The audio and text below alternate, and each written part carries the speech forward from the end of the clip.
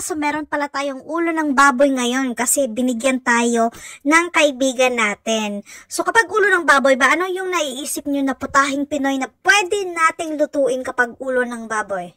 Abay, number 1 dyan mga pangga, of course, sisig. Pork sisig.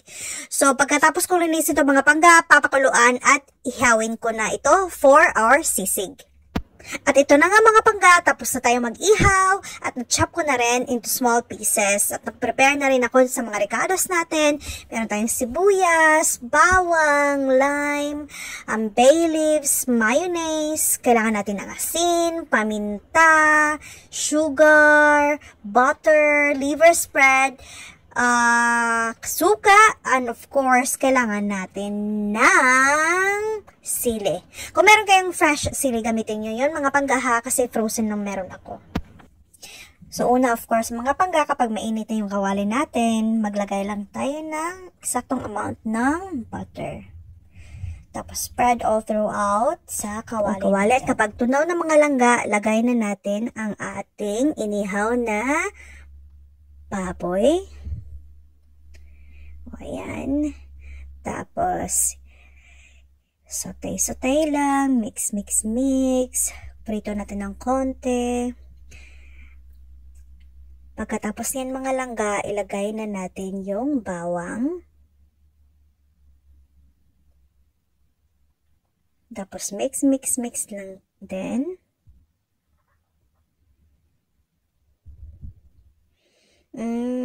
Mabango na siya mga pangga. At ayun, nilagay ko na yung frozen na sili kasi wala akong fresh na sili.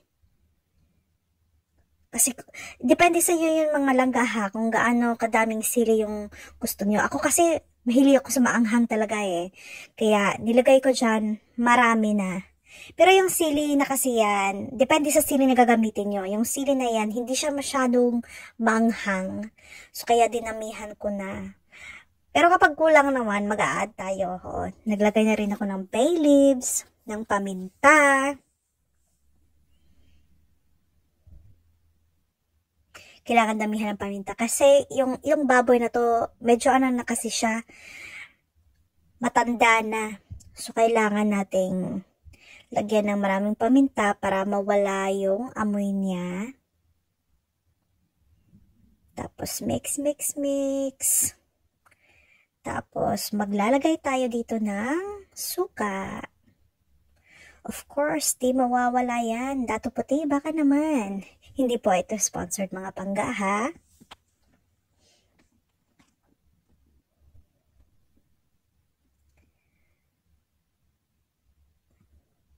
At ayan, maglalagay din po tayo ng toyo.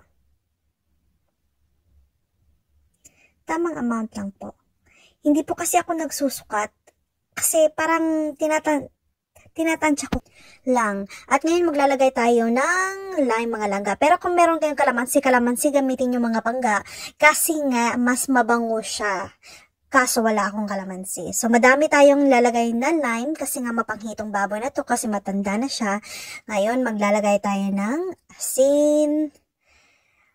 Maglalagay tayo ng madaming sibuyas. Tapos, imekos-mekos. I mean, isotay natin. Mix natin mga pangga para ma-spread throughout yung sibuyas natin. Tapos, maglalagay tayo ng 2 cans ng liver spread.